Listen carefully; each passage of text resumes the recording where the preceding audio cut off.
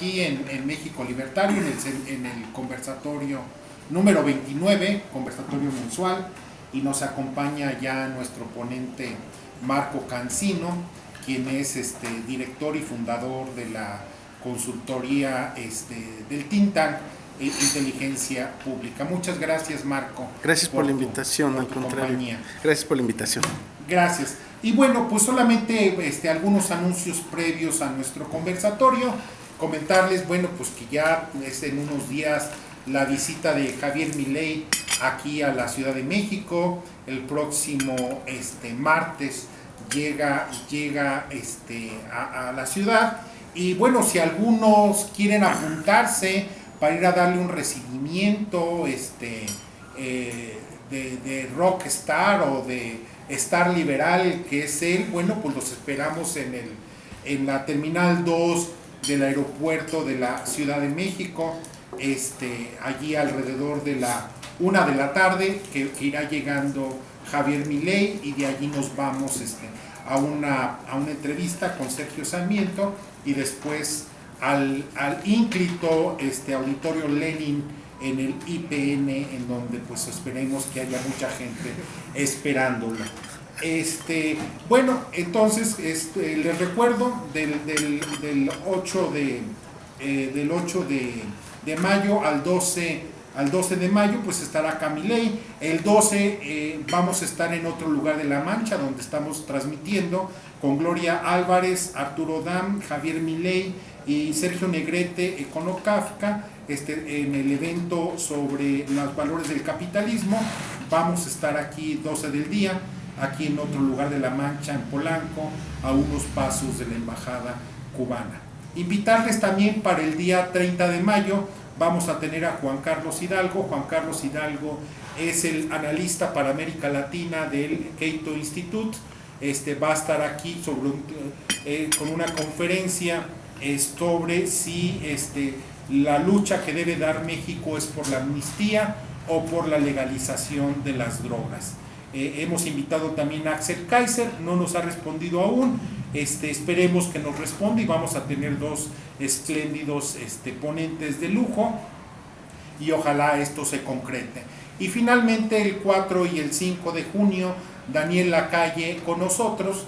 Daniel Lacalle estará, como les digo, 4 y 5, y esperemos que no haya ningún problema en su visita. Me dice que se está cortando un poco el audio. Bueno, esperemos que esto son cuestiones de la propia red, poco podemos hacer, ojalá no haya mayor problema. De todos modos, Uri Quetzal nos está ayudando con la transmisión en vivo, la transmisión, en video, y esto lo vamos a subir posteriormente a YouTube, por si alguien quiere después volver a ver a Marco Cancino. Marco Cancino es un activo participante en el debate político mexicano, ya sea bajo su responsabilidad o bien con su centro de estudios Inteligencia Pública. Bueno, dicho esto, yo lo dejo con Marco. Muchas gracias nuevamente, Marco, y bueno, pues estamos aquí deseosos de escuchar tus palabras. Gracias. Pues de hecho, gracias por la invitación, mucho gusto a todos. De hecho, bueno, la idea también que sea un conversatorio, entonces no un monólogo. Bueno, esa es como la idea que yo tengo, y que podamos intercambiar algunos puntos de vista. Yo sobre todo mi intención es provocar un poco la discusión y el debate. Tal vez todos estamos de acuerdo partiendo del punto de vista de lo liberal, ¿no? Por eso estamos sentados aquí.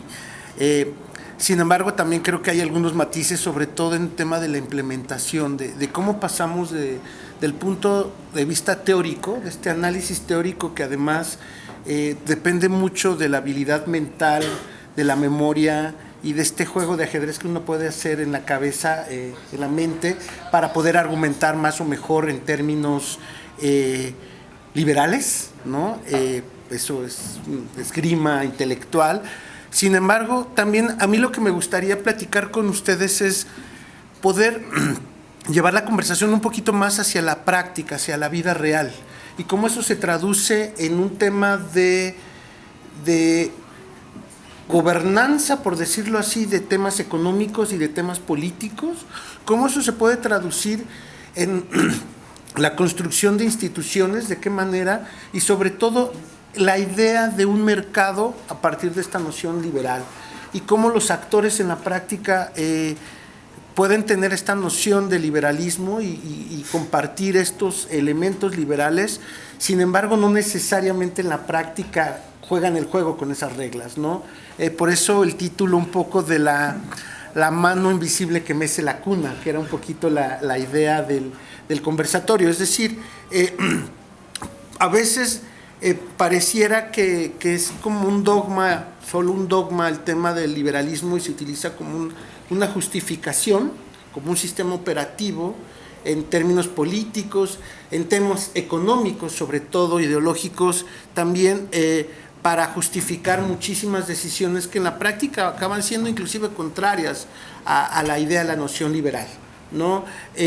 Sobre todo en la operación del mercado, ¿no? El mercado, que la idea es que haya en temas liberales más mercado posible, y el Estado que sea el necesario, ¿no? El mínimo necesario, sobre todo como un árbitro en donde establece unas reglas de juego en algunas medidas, tal vez supervisa el cumplimiento de esas reglas, pero también deja mucho a la autorregulación de los actores dentro del aspecto liberal, ¿no? Y es ahí donde también puede entrar todo otro tipo de elementos como teoría de juego y todos los incentivos que pueden tener las personas, independientemente de la parte liberal, de esta cachucha liberal que puedas tener, cómo esta justificación o con base en el tema liberal pueden llegar a aberraciones que pueden inclusive afectar este tipo de ideología, sobre todo, ¿no? Pensando un poco en cómo lo podemos aterrizar en la práctica, ¿no? Un poquito en el tema de instituciones y de autoridad. Yo creo que cuando el árbitro empieza a notarse es cuando las reglas de juego no están bien diseñadas, ¿no? Cuando es el principal protagonista del juego, ¿no? En temas liberales, cuando la autoridad constantemente está marcando faltas o empieza de alguna manera a inducir el comportamiento del mercado, pues ya empezamos a tener menos de liberalismo, más de intervención del Estado.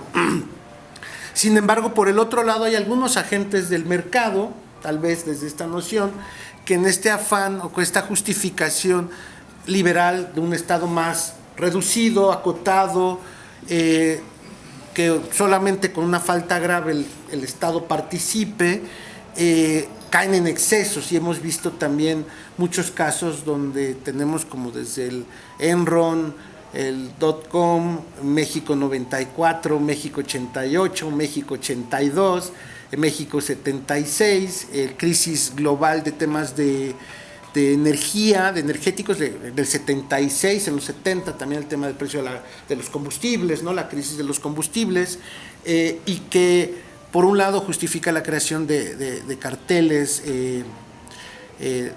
petroleros que en el afán de controlar el mercado también juegan dentro del mercado, ¿no? Entonces estamos viendo que en la práctica hay parece un tango en términos ideológicos entre cómo el Estado puede participar en el mercado o no, formar parte de él, cómo los particulares de alguna manera abusan de esta noción liberal y empieza a ser más libertinaje, y donde estos elementos de autocontrol del mercado parecieran que en la práctica son muy difíciles de que existan, sobre todo si empezamos a hablar en teoría de juegos, todos los incentivos que tienen los distintos jugadores, tomadores de decisiones o jugadores en el mercado para cometer falta, ¿no? Entonces, a mí me gustaría que platicáramos y que tuviéramos un poco ese diálogo en términos de, en la práctica, cómo poder resolver eso. Ahorita mencionaste algo de libertinaje en cuestión de mercado. ¿A qué te refieres con un libertinaje en cuestión del mercado? Me cuesta trabajo, ¿no? No, sí. Es más mercantilista que libertinaje. Sí. Yo lo que veo básicamente es bajo la justificación de un liberalismo donde las reglas son del mercado y hay más autocontrol o autorregulación. Ni siquiera ese tipo de reglas se siguen.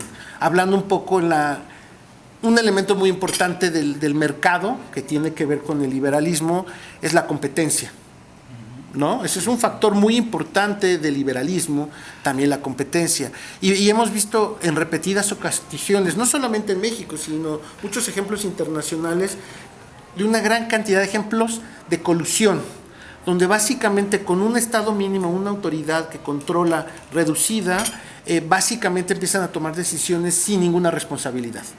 O sea, y asumir una responsabilidad dentro del liberalismo tendría que ver con asumir las consecuencias de las decisiones que se toman. Eso es lo que yo asumo también en la práctica. No quiero hablar, bueno, no solo en la parte teórica, sino lo complejo que tiene que ver de cómo traducir a la práctica este esquema de liberalismo, mercado, competencia, reducción del Estado a su mínima, no mínima expresión, pero lo que es básicamente lo más necesario, ¿no? En esta conjunción de qué es en términos de salud, en términos de educación, en términos de provisión de energía, en términos de consumo de cualquier tipo de producto, qué es lo que debe de permitirse en términos del mercado, el propio mercado, las reglas, y qué no. Y eso es lo que a mí me gustaría más que como que discutiéramos un poquito sobre cómo traducirlo a política pública, o en términos de cómo funciona un mercado con una visión también de intervención en las reglas para que el mercado realmente se garantice. No sé si me expliqué. No sé qué opinan ustedes. Yo creo que establecer... Yo veo un gran problema ahí. Cuando estableces que un árbitro debe de manejar...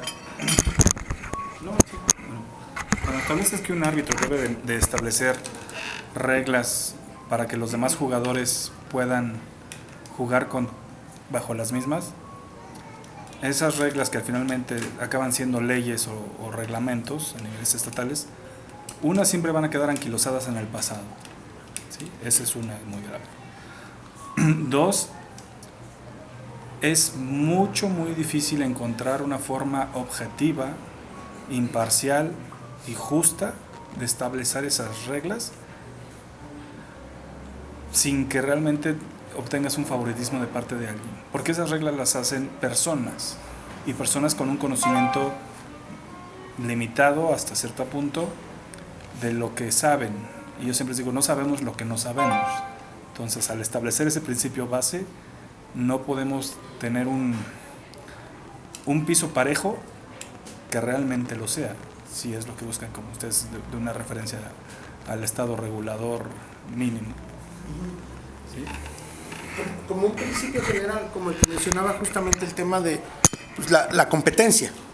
O sea, la competencia es una regla por sí misma en términos de vamos a competir en términos de eficiencia, entre pares, en el mercado, ¿no? Ese es un principio.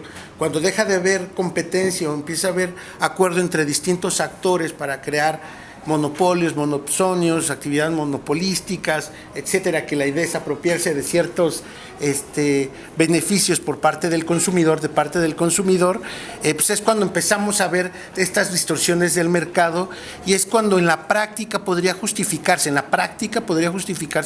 una intervención del Estado que de alguna manera diga, tú estás rompiendo uno de los principios del libre mercado, que quiere decir que no debe de haber una colusión entre actores, que debe de haber una libre competencia como uno de los principales principios del libre mercado, del liberalismo económico, ¿no?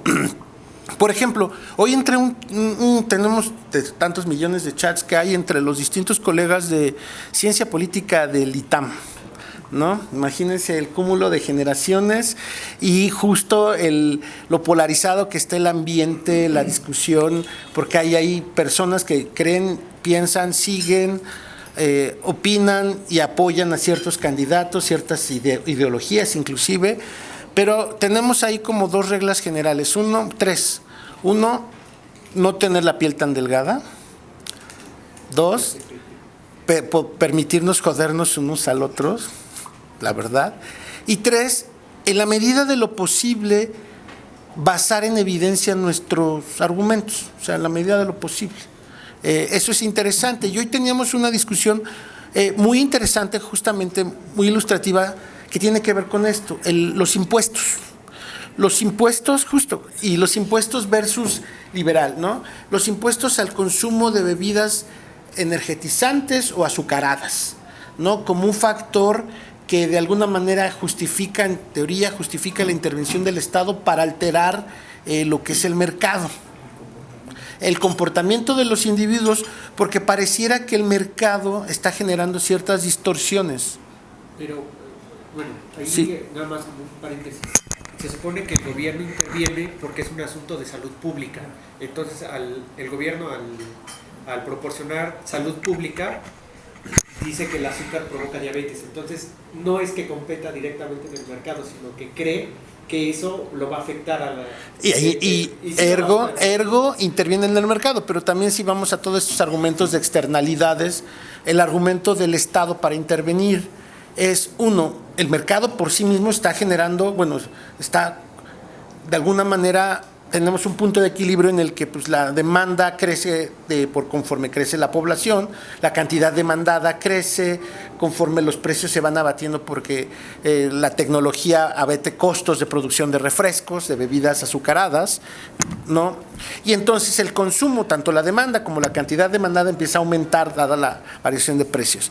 Pero eso genera externalidades negativas, que quiere decir con que está minando uno de los factores importantes de la producción, que es el trabajo, o sea, la fuerza laboral, el capital humano lo está afectando porque está provocando obesidad y con eso todas las enfermedades relacionadas con eso. Entonces, puede ser un argumento en términos de salud pública, que eso es menos liberal, esta parte de intervención, pero sí la otra parte que podría decir es que puede estar afectando uno de los factores determinantes del mercado, la parte de productividad del sector, o sea, de la economía. ¿Por qué? Porque cada vez va a haber más personas en edad de trabajar que empiezan a ser obesos, que empiezan a tener enfermedades que no solamente le cuestan al sector salud, al público o al privado, porque eso también eleva los costos de las primas de los seguros, ¿no? O sea, y eso a todos los que contratamos un seguro privado, pues también nos pega, ¿no? Empieza a generar ciertas distorsiones en el mercado, el comportamiento de otro mercado, ¿no? En un esquema liberal.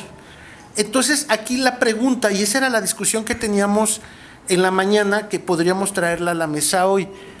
¿Era justificable la intervención del Estado cuando un mercado aparentemente funcionaba, generando estas afectaciones, estas externalidades negativas?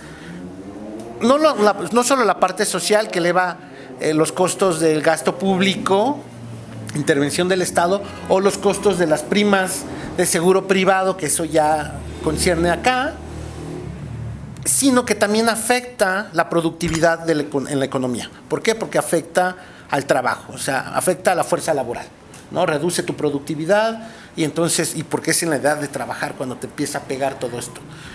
Y esa era la pregunta, y eso es lo que me gustaría que debatiéramos, porque fue interesante porque pues, nos llevó prácticamente todo el día hasta hace rato que me bajé del chat, todavía habían argumentos a favor y en contra en términos de si era justificable o no la intervención del Estado en un mercado que aparentemente funcionaba desde la lógica del liberalismo económico, funcionaba.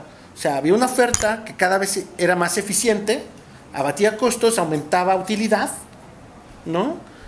Pero generaba un impacto. Podemos tener la visión más socialdemócrata, afectaba el gasto público, la intervención, y justificaba la intervención del Estado, o la otra sí estaba afectando de alguna manera la productividad económica. ¿Por qué? Porque impactaba directamente. A mí me gustaría platicar es porque justamente viene a cuento cuando me preguntaba Víctor, ¿cuál es el tema?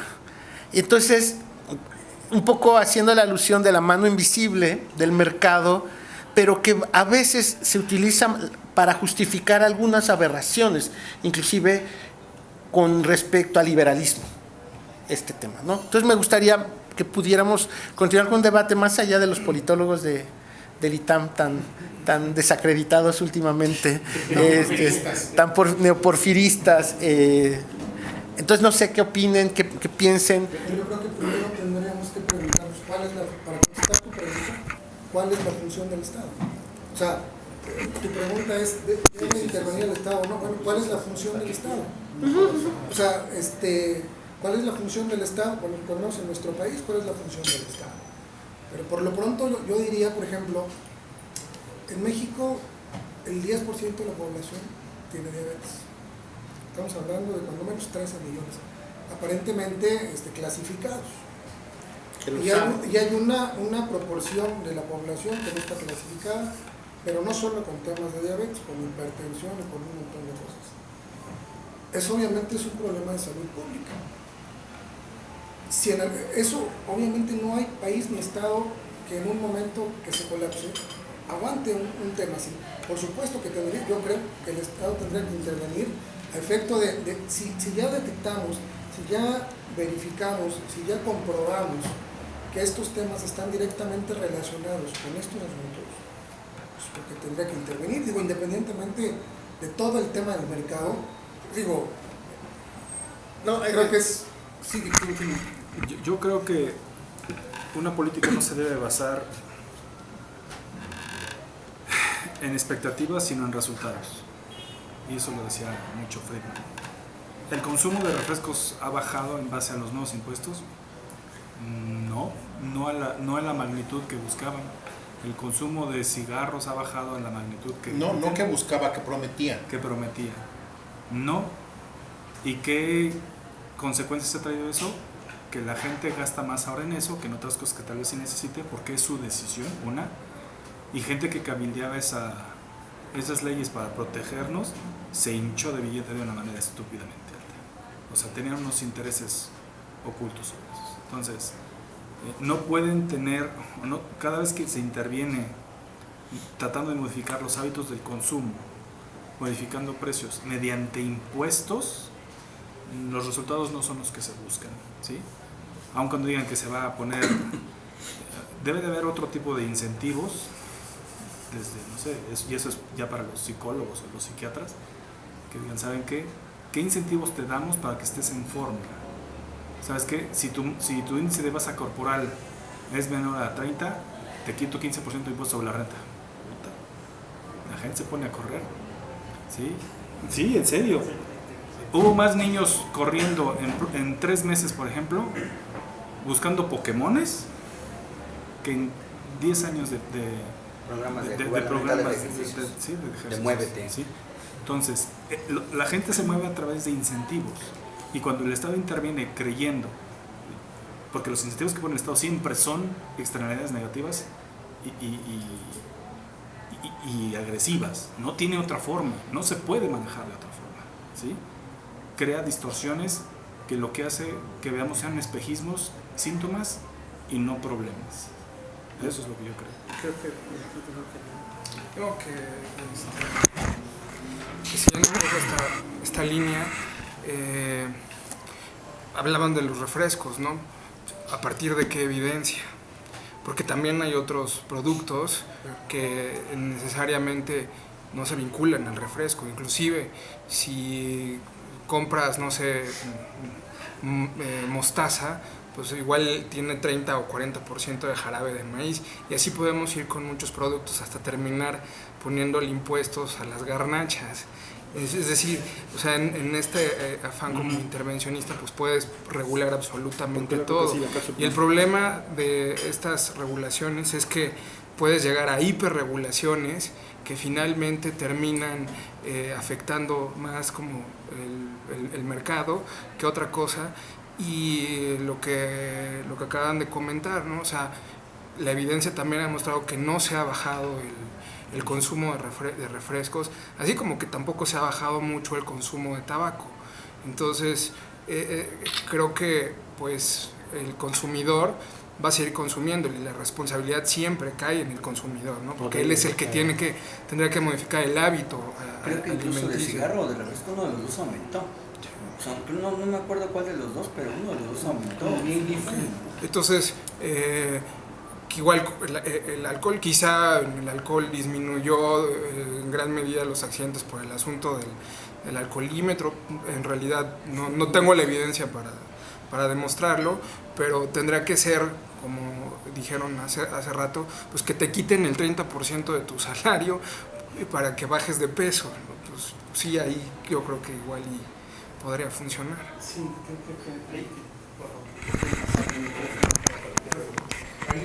ahí creo que también lo que deberíamos de ver, ya va a salir la parte fea del asunto, la parte teórica, es que el Estado es un estado de bienestar. Entonces bajo esa idea intenta acotar ciertas partes del mercado para ajustarse, pero yo no entiendo por qué siempre es a poner más impuestos. ¿Por qué no bajar el impuesto al agua, por ejemplo, o al consumo de agua, o bajar los impuestos a ciertos productos que son más sanos? El Estado siempre lo que intenta hacer es crecer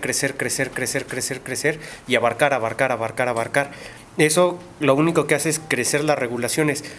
Hablando de cómo hacerlo, ya saliendo de la teoría, creo que en Italia se busca hacer desregularizar muchísimas cosas y crearon un instituto para desregularizar, y se ha creado todavía más burocracia de la que había y no ha logrado desregularizar nada. Entonces, más bien, yo creo que la pregunta es: ¿por qué el Estado tendría que intervenir en cada persona? ¿Por qué el Estado tendría que intervenir con lo que hace cada persona, con lo que elige cada persona, con lo que una sociedad es un conjunto de individuos? No existe una sociedad. Digo, yo ahí discrepo de tantas millones de personas. Somos individuos que nos juntamos y nuestros hábitos hacen ese tipo de sociedad. Esa sería mi opinión al respecto.